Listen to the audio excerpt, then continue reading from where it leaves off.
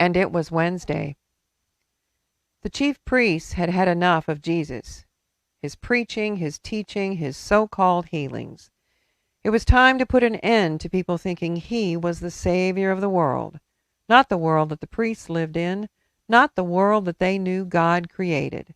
No, Jesus was not going to destroy everything that God had made. He could not be from God. So they began to look for a way to get rid of him. This had been on their minds and even in some of their conversations for some time now. But things had changed in the last few days.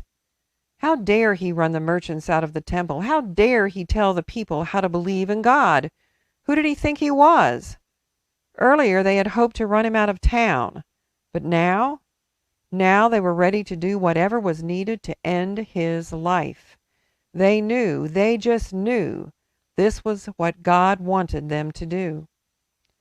Jesus and his followers knew some people were very angry. Angry at Jesus, angry at the people who followed him, angry at the crowds cheering him and coming to listen to his teachings. Some people were just angry. And some of the angry people were priests and others in leadership who could put an end to Jesus and his followers. His closest followers almost begged him to stay out of Jerusalem just until the Passover was over. And Jesus said no. He was going to teach the people. He was going to be with them. He was going to show them God's love no matter what. So on the day before the Passover meal, the high holy day of Passover, Jesus was again staying in Bethany for the night, which is about 3 miles from Jerusalem. Jesus knew things weren't going well, and he knew he wanted an evening with his friends. While he was at Bethany in the house of Simon the leper, as he sat at the table, a woman came with an alabaster jar of very costly ointment of nard, and she broke open the jar and poured the ointment on his head. But some were there who said to one another in anger, "Why was the ointment wasted in this way? For this ointment could have been sold for more than 300 denarii, and the money given to the poor," as they scolded her. But Jesus said, "Let her alone.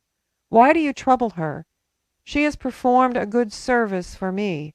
For you always have the poor with you, and you can show kindness to them whenever you wish, but you will not always have me.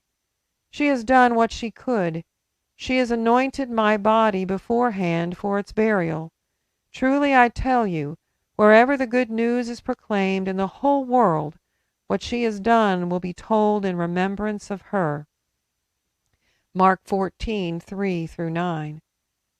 Jesus saw something that his closest followers couldn't see for whatever reason. Jesus saw the tenderness of the woman in caring for him.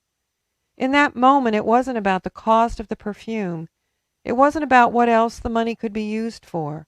It wasn't about what the others thought was wrong. In that moment, it was about Jesus and the kindness of the woman who reached out to him, thinking of him and not thinking of herself, just thinking of him.